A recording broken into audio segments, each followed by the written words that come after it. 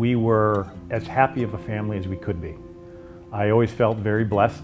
I had a fantastic marriage, 3 very healthy kids at the time, very successful career. We had been all over the world together, and now the Army had told me that I was on my way to do great things. So when we found out my wife had cancer, it was a shock to all of us. My military training kicked in. I've got an enemy, I've got to protect my family, and I started figuring out how I'm going to win. I needed to be the positive influence in life, keep everybody going. She needed to know that I wasn't going to give up on her and that everything was going to be okay. And it wasn't her fighting cancer, it was us fighting cancer. We did it together. As it progressed, it became a day-to-day fight. Why do I even need to get up in the morning and fight this? I'm not going to win.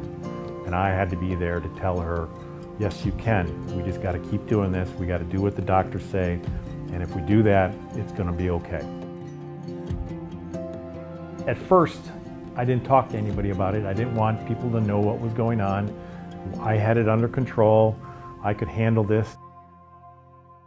I became very isolated in what I was thinking and how I was dealing with all that. I was spending a lot of time with my wife, but many times she felt so sick from everything that she couldn't talk, and we would sit together and I'd hold her hand, but we weren't communicating verbally.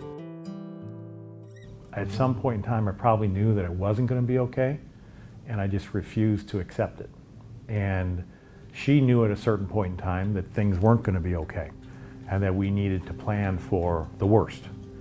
And I wouldn't talk about it. I didn't want to talk about it. The cancer had gotten into her spinal fluid, and we both knew that was bad news. And from that point on, she couldn't talk much anymore. At one point in time, I asked the doctors to lower the pain levels or the pain meds so she could communicate. And I brought the kids in, and I wanted them to be able to talk to her and communicate a little bit. And then it very quickly, she was gone weeks after that. She was suffering so much at the end that for us, we were actually happy that she was not hurting anymore. They wanted us to talk. They wanted a lot of counseling. People offered counseling to us. And I talked to my kids and we tried it, but we realized very quickly if we looked at all of the good things that her life brought to us and the goodness of her life, we didn't have to worry about the badness of it, because there was no badness to it. It was just the reality of how things worked. I think since Linda has passed, and it's been,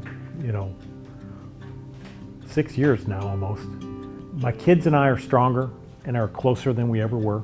They have accepted that their mother's gone, but she's not out of their lives. They know that they are loved. I, again, attribute that to my wife and how she prepared us and trained us and taught us to love each other. And I never take for granted that my kids are going to be okay. Now that I have found a new wife, I try to understand people better than I did before. And the only way you do that, and that's probably the greatest thing I learned, was communicating. You need to tell people, I'm hurting right now. I'm dealing with what I saw. There's such a stigma within cultures and the male culture and the military culture that you don't act weak. And because of that, you have to keep it buried. It doesn't go away. And the best way to keep it from becoming a big problem is if you talk about it. So I talk about it now, and I never did before. Everybody that deals with being a soldier or being a caregiver deals with the same problems. Everybody thinks that they're the only ones dealing with it. But if all the caregivers would just get together and just start talking about the challenges and the problems they're having, they would all realize that they're all kind of dealing with the same thing, and nobody's doing it well. They're just all trying to survive the best they can and do the best they can for the person they love. Start talking to people and start listening to other people, and you'll come to realize that you're not in it alone.